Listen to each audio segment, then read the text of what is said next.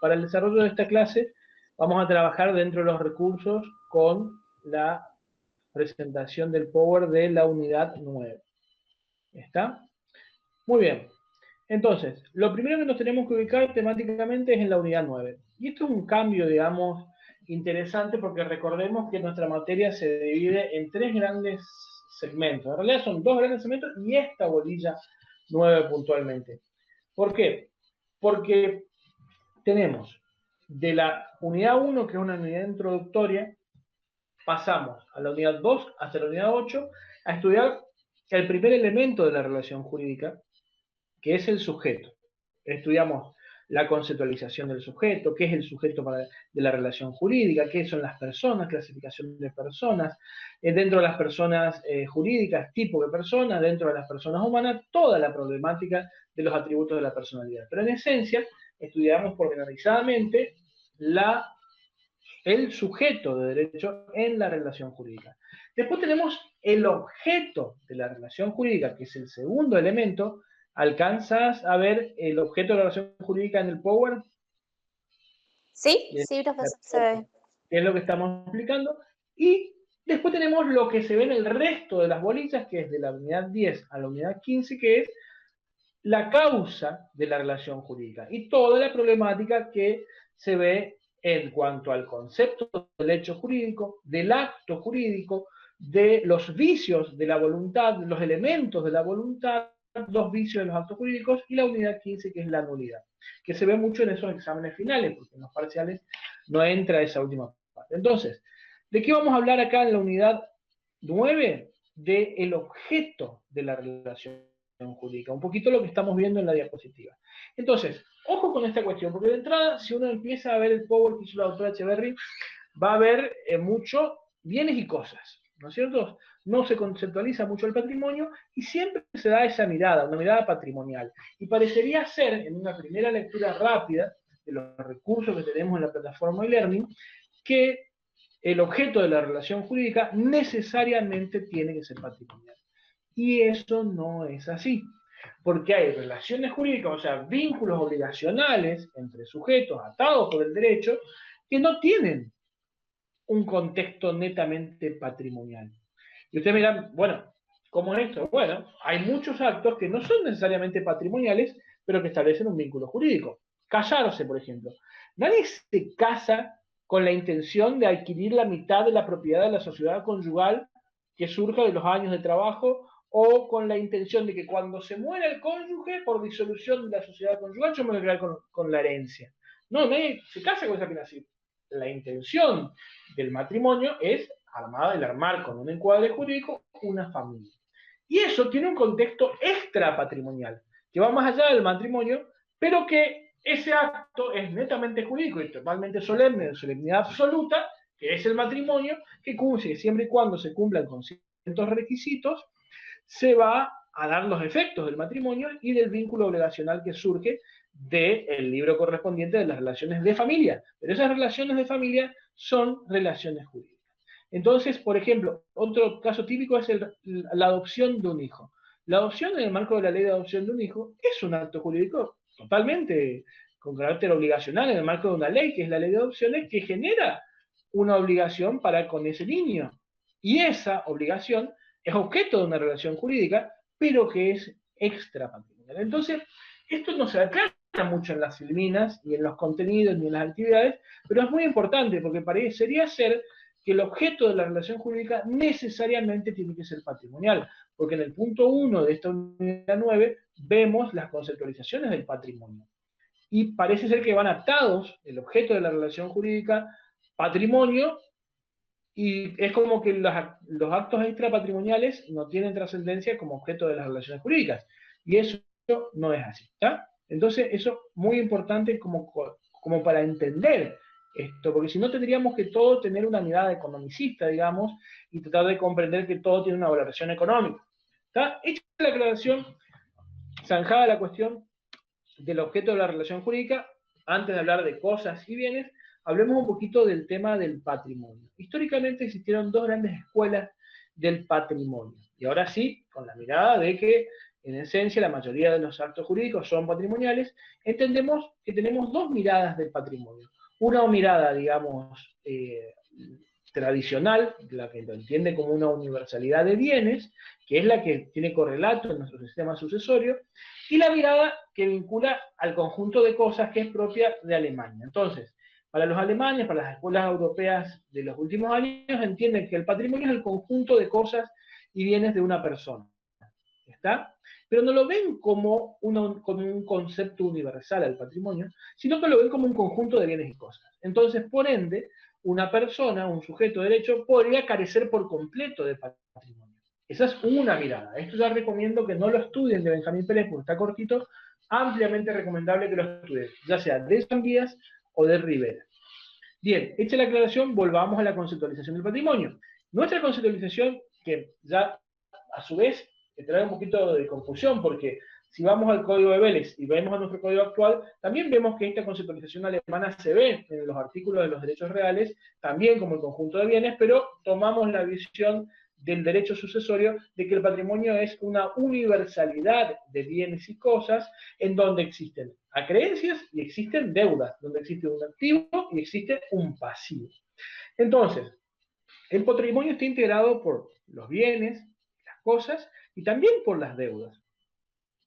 Y es el patrimonio es un atributo de la personalidad. Recordemos que nosotros tenemos esa mirada, porque por ahí en otros estados de derecho el patrimonio no es un atributo de la personalidad, no está garantizado ni en la Constitución ni en el Código Civil, e incluso en estados comunistas el patrimonio no es de los particulares, sino que es del mismo Estado. Ojo con esa conceptualización, o sea, son conceptos jurídicos que hacen a los derechos individuales de las personas que en cierta medida vienen un poco de los derechos consagrados allá en la Revolución Francesa y los derechos de primera generación. Entonces, esta universalidad de bienes hace que tengamos un atributo de la personalidad. Y esto no es poca cosa porque nuestro país está discutiendo un poco respecto de los principios republicanos de gobierno y de los derechos patrimoniales. Nosotros tenemos garantizada el derecho de propiedad, que se vincula necesariamente con el derecho a tener un patrimonio como atributo de la personalidad, en el artículo 17 de la Constitución, y hace que tengamos un derecho de propiedad y la posibilidad de tenerlo, que es la facultad de tener un patrimonio. Por eso entendemos que el patrimonio es un atributo de la personalidad y como tal, como atributo de la personalidad, comparte todos los caracteres comunes de los demás atributos de la personalidad.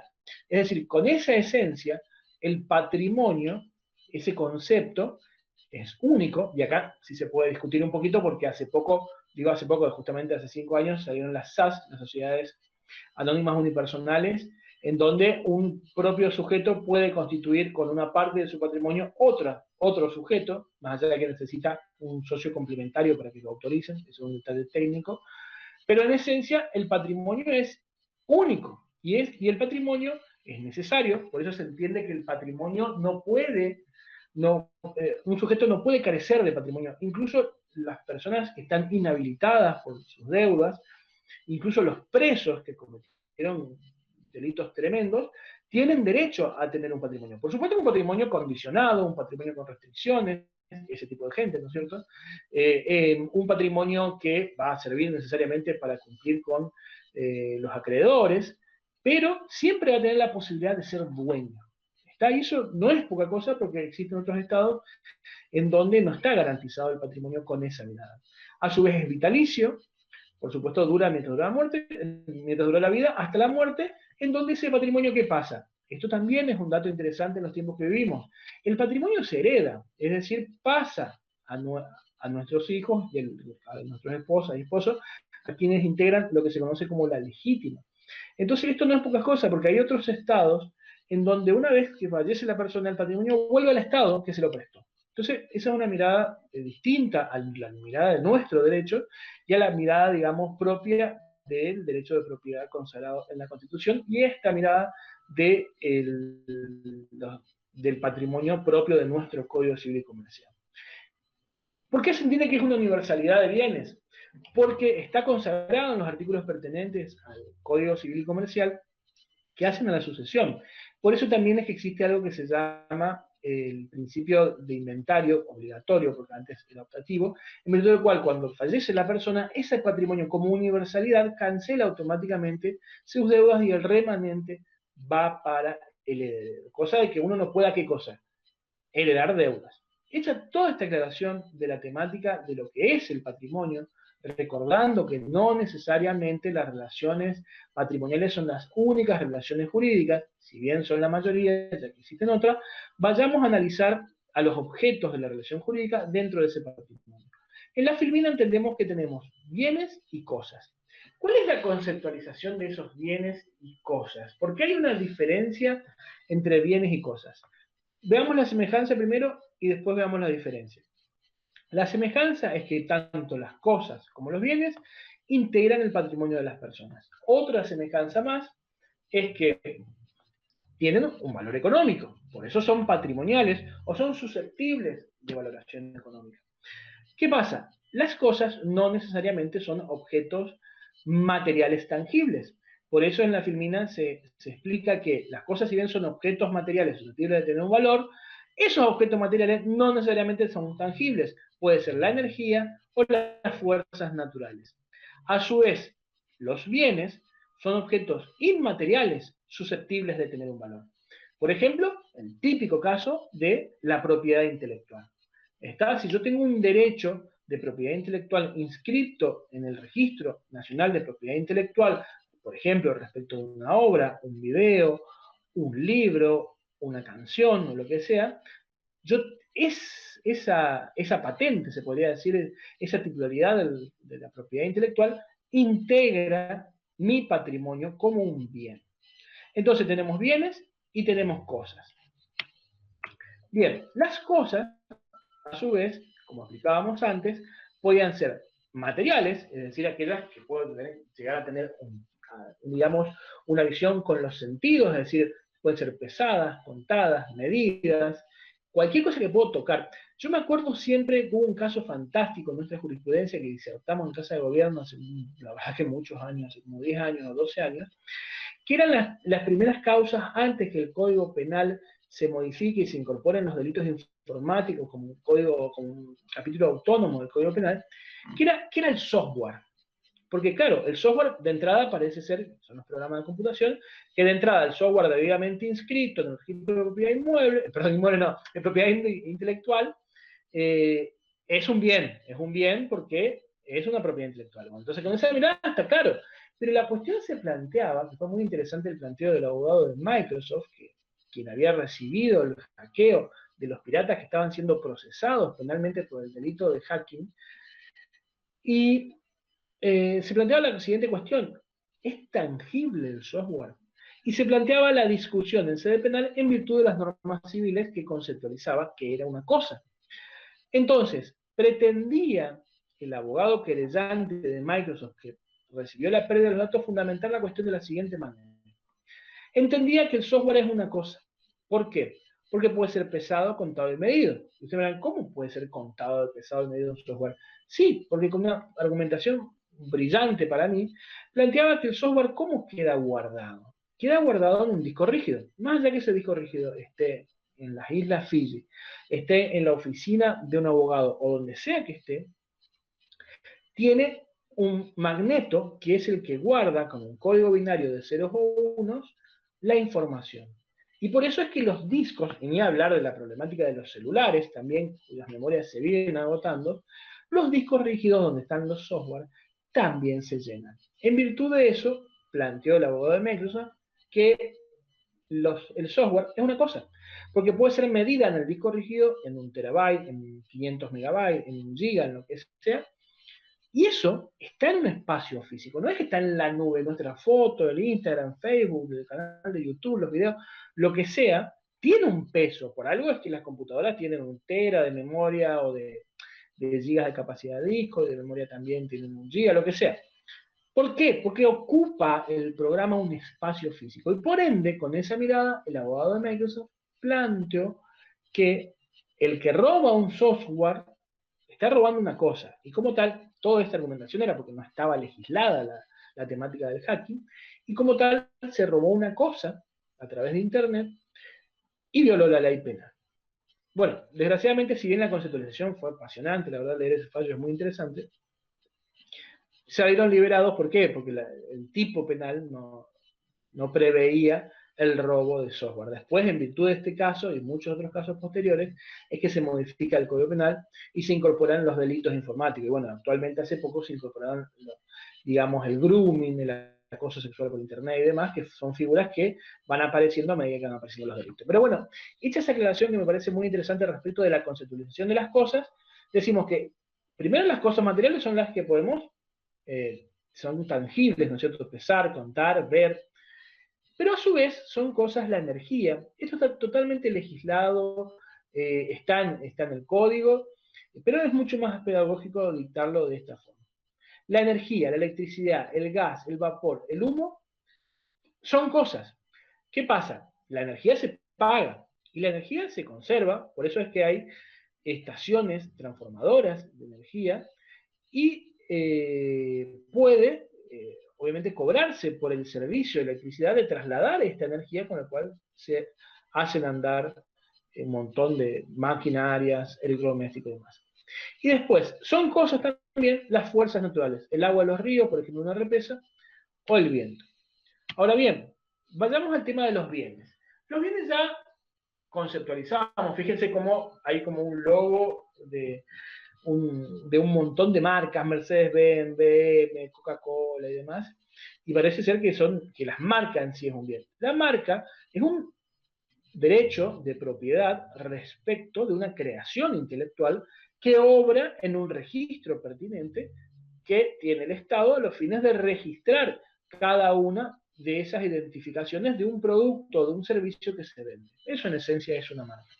Pero ¿qué nos dice la Filmina? Marcas, créditos, patentes de invención, software, derechos de autor, son bienes. Entonces, el bien y las cosas integran al qué? Al patrimonio. Pero estos bienes no son necesariamente tangibles. Es decir, no son algo que se pueda medir o oler o ver o tocar, sino que son conceptualizaciones jurídicas que tienen un carácter patrimonial porque entran en la ecuación económica y porque son susceptibles de apreciación pecuniaria. Porque si yo quiero vender la patente de invención, por ejemplo, hice un skate eléctrico con un motorcito solar, por ejemplo, para que los chicos con el calor que hacen resistencia pongan un panelcito solar y se cargue la batería de un skate y anden varias cuadras en el skate gracias a eso. Bueno, inventé eso. Y no lo puedo producir, lo quiero vender. ¿Qué estoy vendiendo? Estoy vendiendo el diseño. Estoy vendiendo la patente de mi creación. Entonces, ¿qué pasa? Por supuesto que hay un sistema registrable, en virtud del cual el registro de propiedad intelectual pide y exige, incluso hace unos meses, creo, un par de años ya, todos estos trámites pueden ser hechos online, a través de la página, y se tiene que cumplir, hay una serie de baremos de codificación que se tienen que presentar. El diseño, se tienen que presentar los logos, se tiene que constatar de que no exista, eso es clave, ¿no es cierto?, de que no exista algo previo, idéntico o muy similar para darte la invención. Después el software lo mismo, y todo lo atinente a la 11723, que es la ley de propiedad intelectual, que regula la temática de los derechos de autor. Pero ¿qué pasa? Una cosa muy, pero muy importante, porque hablo de las marcas, de las patentes, del software, del derecho de autor.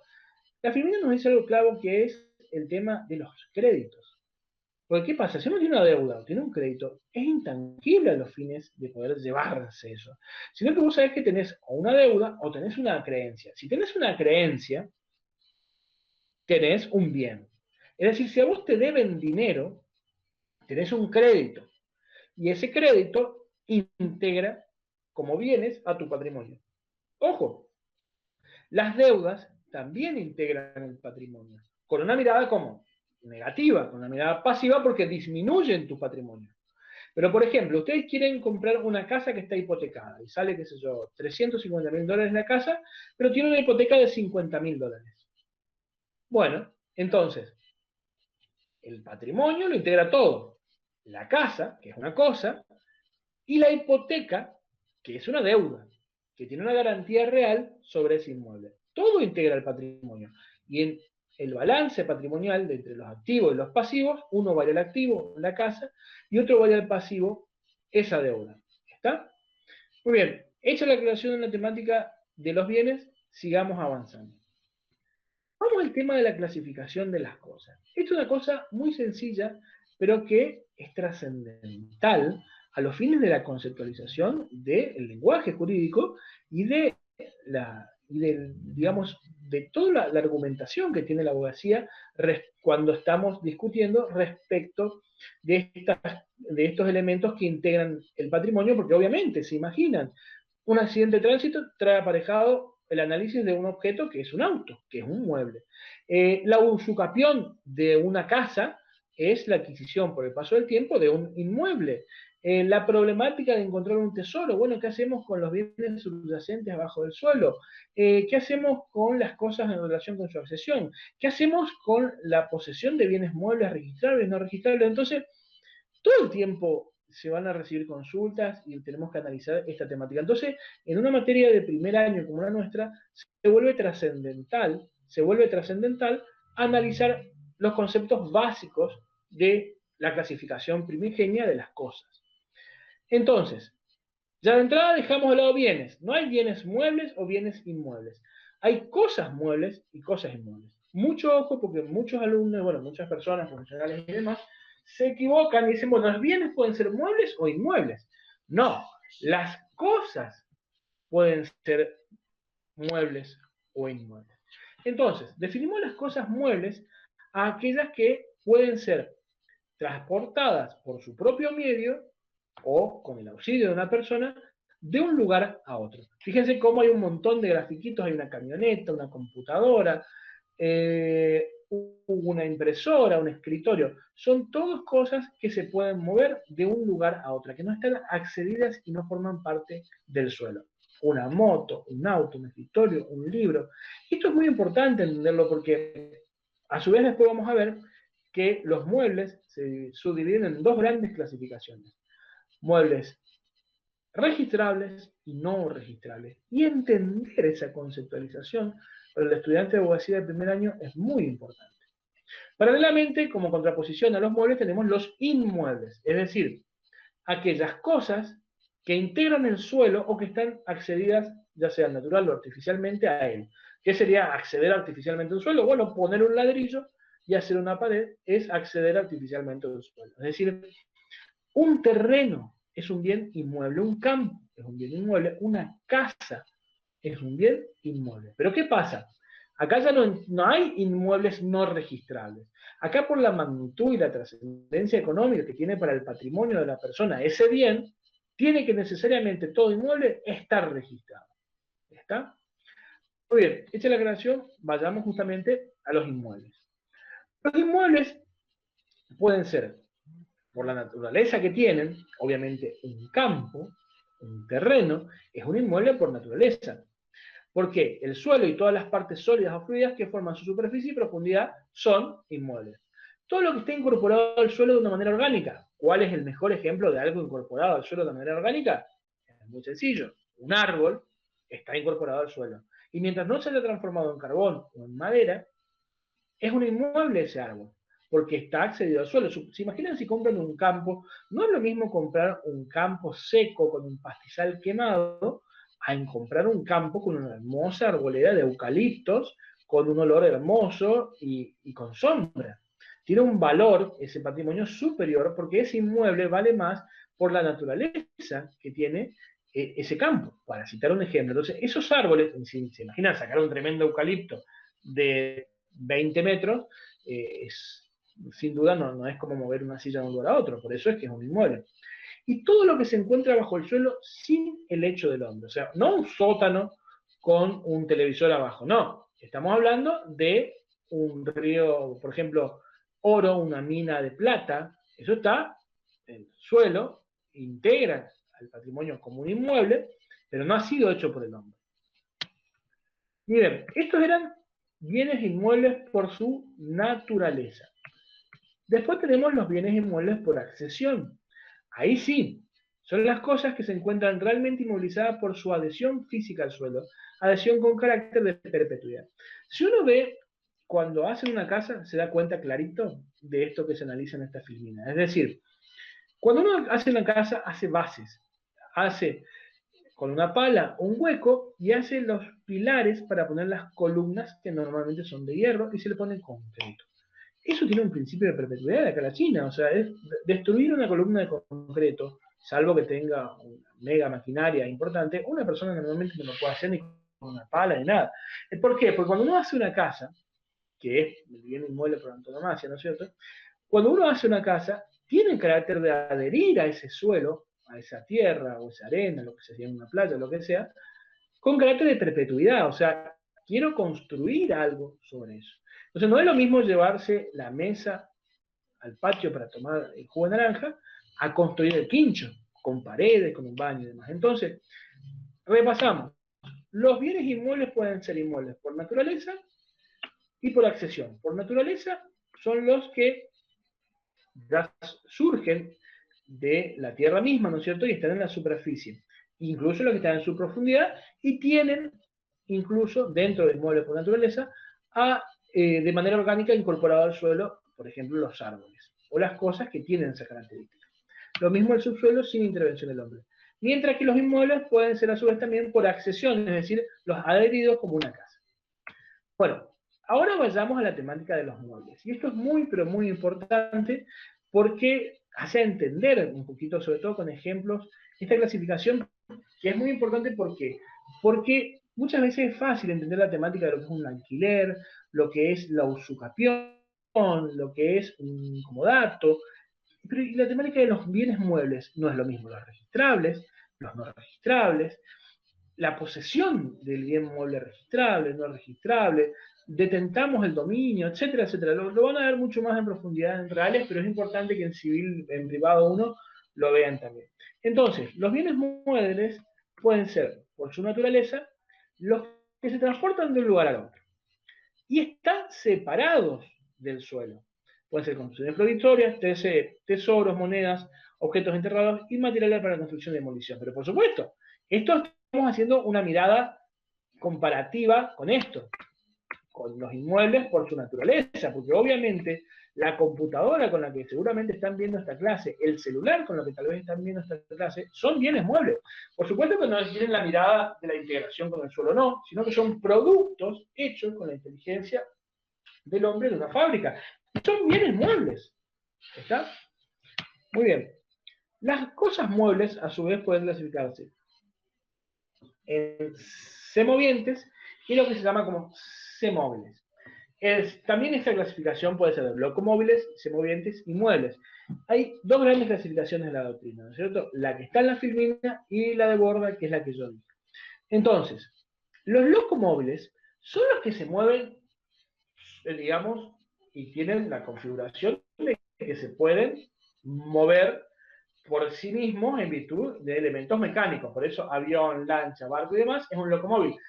Pero es un semóvil y los muebles también son semóviles, porque pueden ser movidos por la persona, ya sea autónomamente, como los locomóviles, o porque los empujás, como los muebles propiamente dichos. Pero los dos son semóviles. En cambio, los semovientes son los animales, que son cosas, porque la verdad que hay que hacer un parate, porque realmente veo cada vez, analizo cómo hay un devenir, porque no quiero decir una evolución, un devenir con la temática de los derechos de la fauna, digamos, y los animales, porque empieza a salir bibliografía que habla de los derechos de los animales no humanos, y nos comparamos, y en realidad el animal, reiteramos, no es sujeto de derecho, lo vimos desde el comienzo, integra la fauna, está bien, tiene una mirada de proteccionista, porque sabemos que sienten, porque tienen instintos, porque hay que cuidarlos mucho, y está todo perfecto, pero no son sujeto de derecho.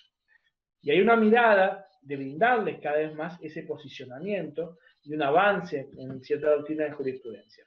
Pero ¿qué pasa? Acá como estamos viendo a la vaquita, al gatito, al perro, al conejo, a todo, como una cosa. Entonces no puede ser sujeto de la relación jurídica y objeto de la relación jurídica al mismo tiempo. Si compras un ganado para después darle un martillazo en la cabeza para vender esa carne, una vez muerto y desangrado el animal, es una cosa. ¿Está?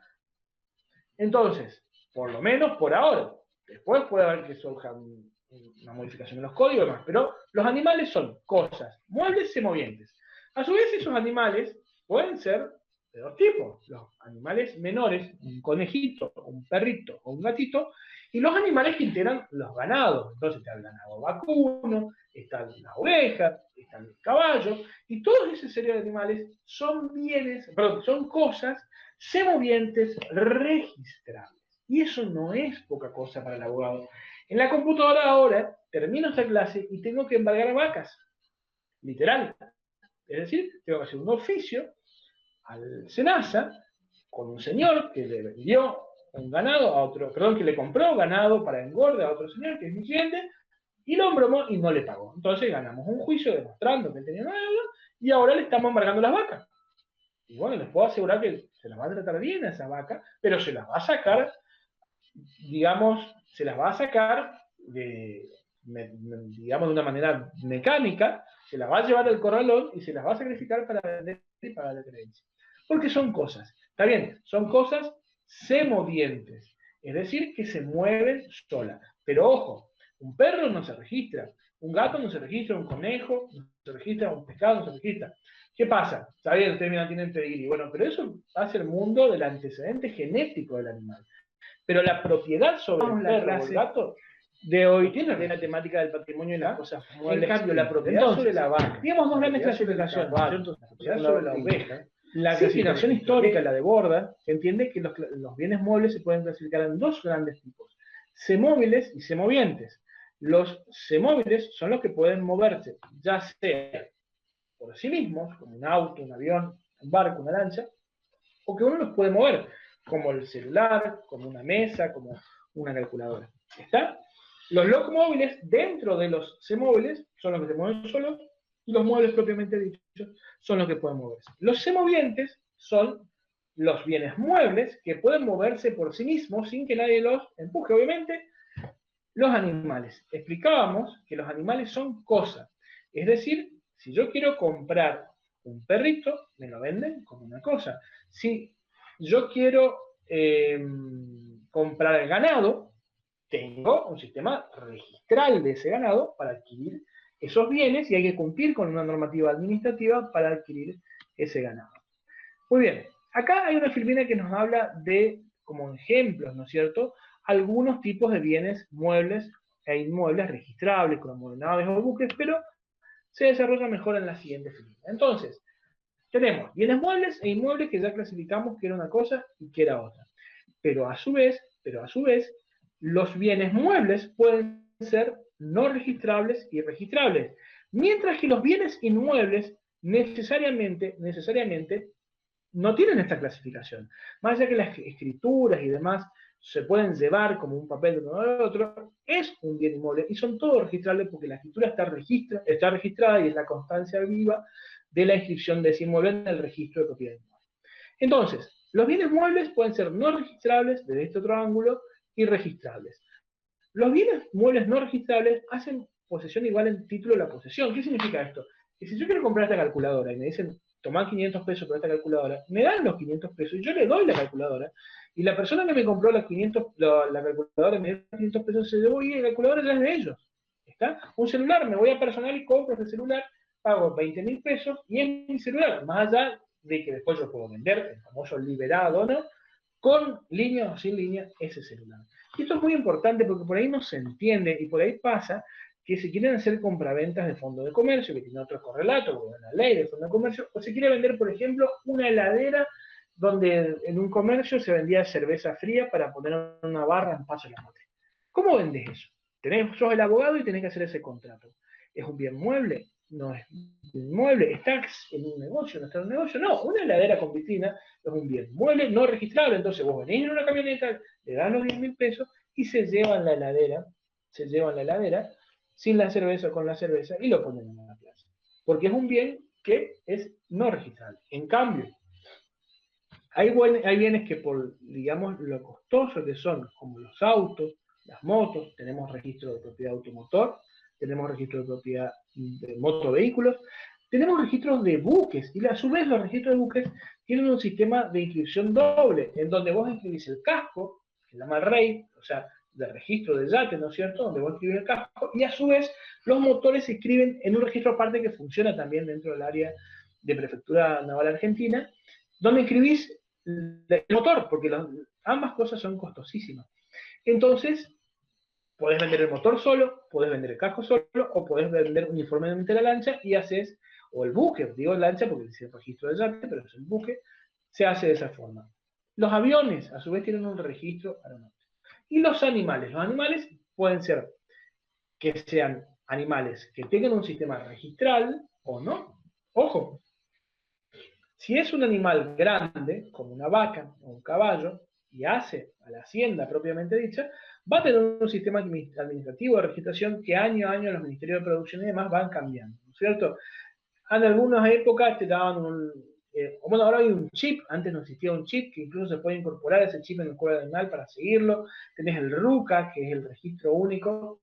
Tenés, bueno, si el ganado es menor, tenés la marca o la seña, si es mayor o es menor. Y toda una serie de elementos administrativos que hacen a la compra-venta del ganado. Por eso, recordemos, los animales son cosas que después, y esas cosas, como animales, un perrito o un gatito, o un hámster, o un pescadito que se compra en cualquier veterinaria, son animalitos, perfecto, pero son cosas, se pueden medir y se pueden vender en cantidad. Más allá de que nosotros no queremos que el perrito sufra, ni que el gatito sufra, ni que le pase nada, y que hay que tratarlo bien, todo eso está perfecto, pero son cosas. Yo insisto con esto porque cada vez veo más que, incluso hay libros que hablan de la regulación de los animales no humanos, como que somos todos animales, estamos en el mismo nivel de la creación, ¿no es cierto? Y hay diferentes estratos nomás. No, por lo menos por ahora, tal vez se cambie la legislación, los animales integran el objeto de la relación jurídica como la cosa cuando el acto es patrimonial, por ejemplo, la compra-venta del ganado. ¿Está? Los inmuebles, a su vez, ahora salimos de los muebles, los inmuebles, como la escritura, obviamente, que eso por ahí muchos se confunden, dicen, ¿cómo un papel va a ser un inmueble? Sí, la escritura traslativa de los niños es considerada como un inmueble. Los inmuebles obviamente tienen un sistema de transferencia propio, que es registral. Entonces, esto es todo un tema, porque por ahí uno dice, bueno, compré la casa y tengo el boleto de compraventa. Y miran esto y dicen, pero entonces yo tengo el boleto de compraventa. Y con esto yo tengo la casa. Bueno, usted puede tener la posesión, usted puede estar viviendo en la casa, tiene el boleto de compraventa de esa casa, pero usted no tiene la propiedad de la casa, porque la propiedad es registral. Usted tiene que inscribir, tiene que tener el título de propiedad. Y eso, se imaginan ustedes, tanto en auto como en casa, es consulta cotidiana en los estudios jurídicos respecto de la propiedad y cómo se traslada esa propiedad, porque mucha gente compra y vende con boletos, que son documentos privados, que prueban solo para las partes y no frente a terceros, la adquisición de bienes inmuebles. Entonces eso es toda una problemática que la van a ver en profundidad en derechos civil reales, que sería civil 4, pero acá entiendan que la posesión, perdón, la propiedad de un inmueble se transmite por la inscripción registral. Y entonces hasta que yo no tengo inscrito esa propiedad a mi nombre y no tengo el título de propiedad, no soy su verdadero dueño. Ojo con eso. Bien, acá hay una clasificación que la vamos a hacer rápida. Tienes muebles, fungibles y no fungibles. Como es muy sencillo, vamos a ir rápido, pero es muy sencillo y es muy útil. Es más, uno cuando por ahí tiene que manejar dinero y demás, que eso lo hacen todas las personas, y viste que muchas personas por ahí dicen, bueno, voy a guardar una parte de la billetera, esta plata y estos billetitos. No, yo siempre recuerdo, digo, el dinero es una cosa fungible. Es decir, que puede ser cambiado por otro de igual, otra cosa, de igual cantidad, calidad o especie. Puede sustituirse por algo idéntico. En cambio, las cosas no fungibles son las que no pueden sustituirse. Entonces, por ejemplo, la Gioconda, de una obra de arte internacional, no puede sustituirse, no hay otra igual, digamos. Un cuadro, bueno, todo lo que hace a las artes son bienes no fungibles. Las creaciones artísticas son por excelencia el típico ejemplo de bienes no fungibles. En cambio, ¿cuál es el típico ejemplo de un bien fungible? Lo que se produce en escala. Por ejemplo, una moto que es eso, una Honda 150. Hay un montón de Honda 150 y se producen en escala, entonces son bienes fungibles, pero si esa Honda 150 la tuneaste, le agregaste cosas vos y la hiciste, digamos, le diste particularidades, transformaste una cosa fungible en algo no fungible. A su vez, por ejemplo, el típico caso del dinero o la harina, o un paquete de galletitas Terrabucio, o la marca que sea, porque se puede adquirir otro de igual cantidad, calidad o especie. ¿Eso es algo fungible o no fungible? ¿Consumible o no consumible? Consumible es cuando se termina con el primer uso. Se tomó el vaso de agua, se consumió, por ejemplo, una bolsa de carbón es el típico ejemplo de algo consumible. Es fungible, porque puedo conseguir otro igual, pero consumible. En cambio, no consumibles son las que dejan de existir con el primer uso. Por ejemplo, digamos, a ver, un ejemplo más sencillo, porque los ejemplos de la filmina del tema del libro y demás son más rebuscados. O sea, no consumible, o sea, sería el que no deja de existir por el primer uso. Por ejemplo, hay un montón. Bueno, el libro es el mejor ejemplo, el caso del libro, porque puedo abrir un montón de veces y lo puedo ver. Una película, esta misma computadora, ¿cuántas clases van? Que vamos, bueno, entonces, todos estos son bienes no consumibles, que por el primer uso no se termina su existencia, mientras que los consumibles son aquellos que terminan su existencia por el primer uso. Divisible e indivisible. Ojo, porque acá dice el límite, cuando al dividirse se convierte en antieconómico su uso y aprovechamiento. Esto vamos a explicarlo porque si no, no se entiende de la filmina misma. Los bienes muebles pueden ser divisibles o indivisibles. Divisibles son aquellos en que, sin ser destruidos, pueden ser divididos en porciones reales, cada una de las cuales forman un todo homogéneo y análogo. Por ejemplo, un kilo de pan se puede dividir en 2 medio kilos de pan. En cambio, algo indivisible es algo que no se puede dividir porque si se divide, se destruye. Ahí sí está muy bien el ejemplo, un televisor, un auto, que lo que se imaginan cortar por la mitad del auto, un suéter, como dice la filmina. Entonces, ojo, cuando se habla del límite para dividirse, estamos hablando no necesariamente de los muebles, sino de los inmuebles. ¿Por qué? Porque hay un artículo puntual del Código Civil y Comercial que establece que, por ejemplo, y esto es típico en el derecho sucesorio, que una familia de 3 hijos, fallece el padre o fallece la madre y heredan una porción de un terreno de 10 por 10 en el centro. Entonces, en virtud de la herencia, se puede cada uno llevar su pedacito, pero si ese pedacito que le toca en virtud de esa herencia se convierte antieconómico, existe una prohibición en el Código Civil y Comercial respecto de la división de ese bien. Eso es lo que dice límite de 2 puntos cuando al dividirse se convierte en antieconómico. Lo inmueble, porque esta filmina en principio empezó hablando de muebles, pero este es un típico ejemplo de un inmueble, o sea, la división de la cosa es permitida en la medida que no sea antieconómica. Bien, cosas principales accesorias, yo creo que lo vimos en varios casos en las clases. Las principales son las que existen por sí mismas, mientras que las accesorias dependen en su existencia, por su naturaleza, de una principal. Es decir, que si desaparece la principal, desaparece la accesoria. Esto parece muy abstracto, pero hay un caso concreto típico que es el contrato de mutuo y la hipoteca. El mutuo es el préstamo bancario. Este es el mejor ejemplo en derecho privado que podemos dar de esta clasificación. Entonces, yo pedí dinero a un banco y estoy pagando un cuota de un préstamo, ¿está? Y para garantizar que voy a cumplir, pongo mi casa, un inmueble, en una hipoteca. El acto principal, el acto jurídico principal es el mutuo, es el préstamo bancario. Mientras que lo accesorio es la hipoteca.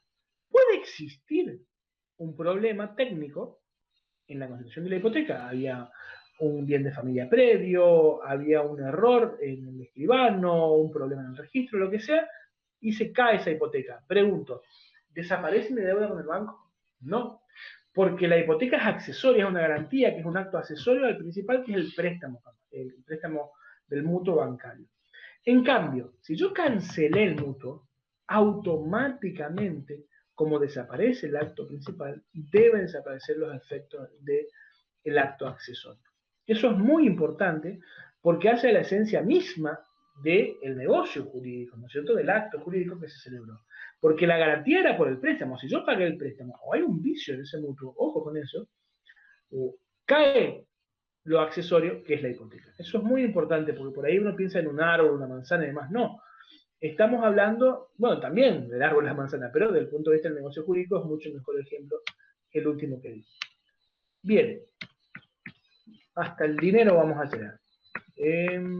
Entonces, los frutos, a su vez, son una clasificación de las cosas muebles y pueden ser los frutos naturales, civiles, industriales o productos, que ya es otra clasificación. Entonces, Los frutos naturales son las producciones orgánicas, es decir, la manzana, la pera, la banana, lo que surge de la naturaleza.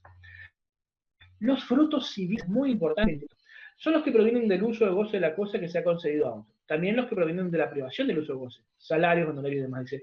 Pero lo principal, el típico ejemplo del fruto civil, ya se imaginarán cuál es el canon locativo, el alquiler.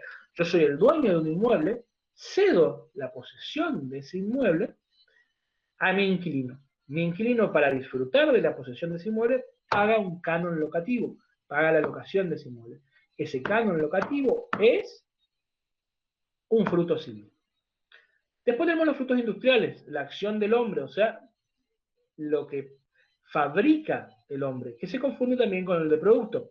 Son productos los que se extraen de otras cosas, pero la cosa principal pierde valor o se modifica en su sustancia si se los trae. Por ejemplo, árboles, minas de oro, sal, carbón, pozo de petróleo y demás. Entonces, lo que tienen que saber es lo siguiente, porque la filmina los puede equivocar acá un poquito.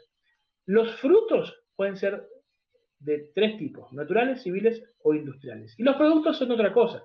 Son aquellos en donde la clasificación surge si se altera o no la sustancia. En los frutos tengo una cosa sin alterar la sustancia, porque si yo saco una manzana y no rompo el árbol de manzana, va a volver en la próxima cosecha, aparece otra manzana. Si yo produzco un auto y en la misma tanda, que sería un fruto industrial, y en la misma tanda produzco el siguiente auto con las mismas partes, voy a seguir teniendo otros autos.